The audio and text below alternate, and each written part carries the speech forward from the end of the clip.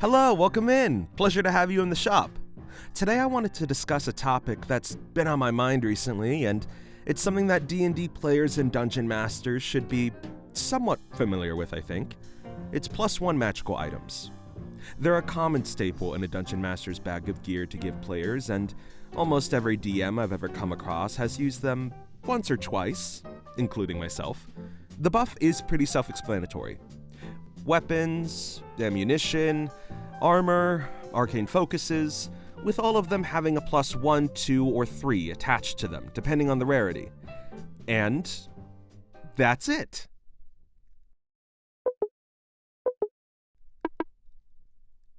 No, yeah, that's really it.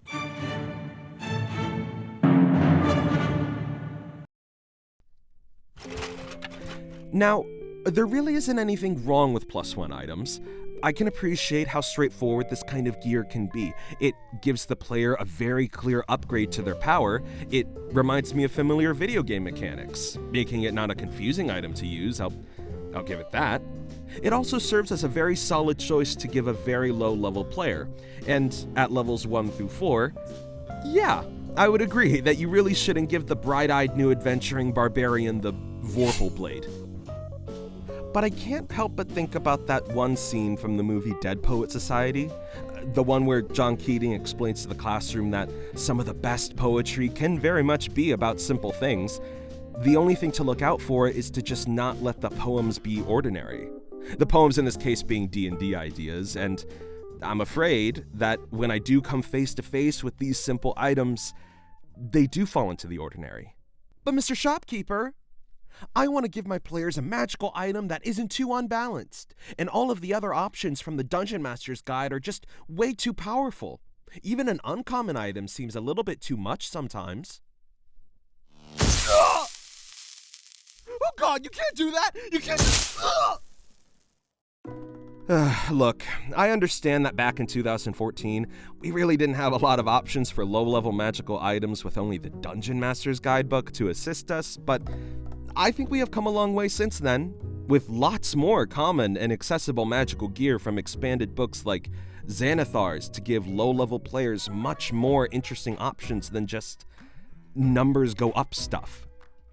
And not only Xanathar's, by the way, there's also so many other amazing D&D supplemental books that have come out since then, with tons of unique and creative magical gear that you can now give to your players. Like, take a look at this one from the book Fairy Fire by Astrologo Press, The Ring of the Linguist. I'm kind of butchering the description, but basically with this ring, you can slowly feed it words of different languages over time, and if it makes enough successful intelligence checks, it can then act as a forever translator for the languages it learns, but only if the wearer puts the ring up to their ear, leaving their ear a little wet after each translation. That's a cool-ass item that complements the world building, it offers a new perspective and appreciation on languages, and it's a Hitchhiker's Guide reference, which I adore. If you want to check out the ring's full details and the rest of the wonderful content of Fairy Fire, I'll put a link in the description. You should really consider getting it. It's a stellar book for any D&D player. So in the end, I wouldn't really say to completely throw away the concept of +1 magical items, but maybe just fine-tune and adjust the idea some more before the session time. Maybe give the object another very simple sentence-long ability to give it more of an identity.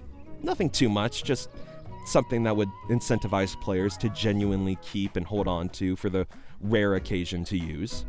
I think the magical gear you've obtained from your first levels that travels with you till the end game from its consistent effectiveness is really symbolic and strong and meaningful.